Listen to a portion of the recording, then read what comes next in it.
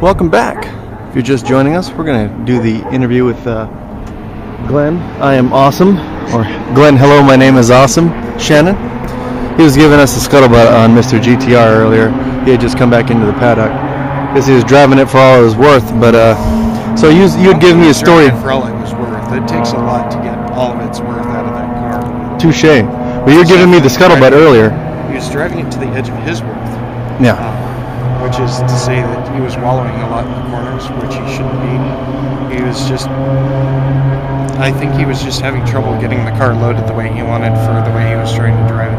Yeah.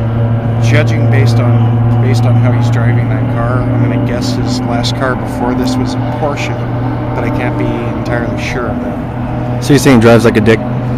No. He tends to throttle on anytime the car tries to get loose, which of course in that car just causes understeer, because it unloads the front, and the thing's got tons of acceleration, but not a whole lot of cornering. You got to keep the balance of the car in line in the corners, otherwise it seems loose. And when I saw it, when he passed me and he got into the corners, he was just loose everywhere. Yeah. So I think he's just putting too much throttle into it. But I bet you if we ask him, his last car was probably a Porsche, which would explain the bad habits. So you had mentioned earlier you'd walked up and you had said, "Hey, nice car," and his reply was, "Yeah, it is." Fucking GTR prick. What I wouldn't give for a little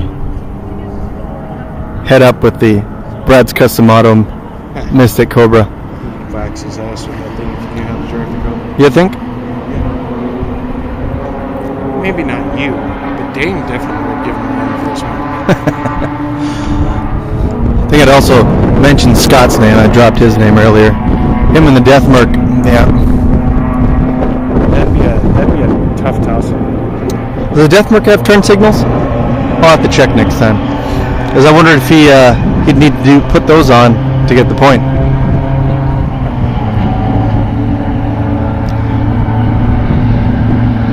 But this is the underachiever of the day, I'd say. I was expecting a little bit more of a run out of this guy. And the HPE 650 version of the Camaro SS, which is supposed to have 650 horsepower and some suspension goodies. To be honest, I didn't see a lot of them out there.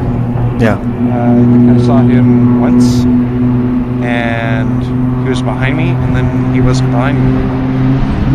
Yeah, he pitted a couple times. Changing drivers, changing his shorts, changing something. I don't know. Needs to change cars. I'd imagine he'd get a pretty good... They look nice, the interior's good and all that. Of course, it's got the much vaunted independent rear suspension. You know, with the 2011 GT stock, I would give that thing a run for all it's worth. Oh, yeah. Yeah. Out here, I'd say he could get a fairly decent trade-in for that. I mean, I'd drive it all the way to Ford dealership. I'd drive it to Cash for Clunkers. Cash for Clunkers. Yeah, I suppose that'd be a good use for that car. Technically, the 2011 V6 is 30 miles to the gallon, so it's a much more fuel-efficient car. You could get the Cash for Clunkers rebate if it was still going. Beautiful day out here. Well, actually, it's nice and overcast. It's not raining, which I was expecting it to have rained by now. Yeah, to give you an idea of the weather out here today, it is overcast, it is dry, it is a little bit cold, my fingers are icicles. And the tires on your car should be just about warmed up after about the first 5 laps. Well, especially after that 25-foot four-wheel drift into turn 7, yeah. They should definitely be warmed up. Yeah. If they aren't warmed up after that, then there's nothing I can do to warm them.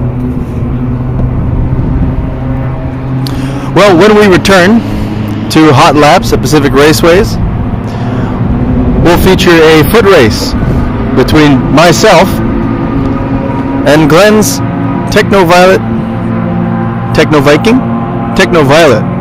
BMW M Mustang. Stay tuned.